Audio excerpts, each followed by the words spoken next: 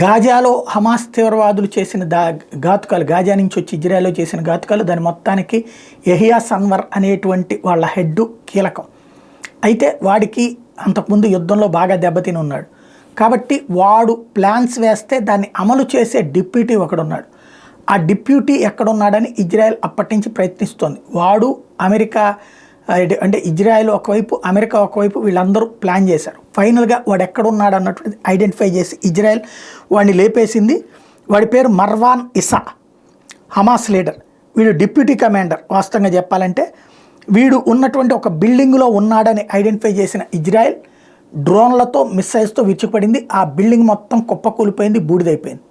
వాడు బ్రతికున్నాడో లేదో తెలియదు. ఆ బిల్డింగ్లో ఉన్నాడని వీళ్ళకి వచ్చిన ఇన్ఫర్మేషన్ వరకు లేపేశారు. కాబట్టి సమస్యల్లా సాధారణంగా బిల్డింగ్ లోపల అండర్ గ్రౌండ్లో దాక్కుంటారు. వీళ్ళు అండర్ గ్రౌండ్లో దాక్కుని వేరే వైపుకి వెళ్ళిపోవచ్చు. రేపు ఆ బిల్డింగ్ శకలాలు తీసాక దాని కింద ఆడు చచ్చాడా లేదో తెలుస్తుంది. ప్రస్తుతానికైతే వాడు చావలేదని అనుమానిస్తున్నారు.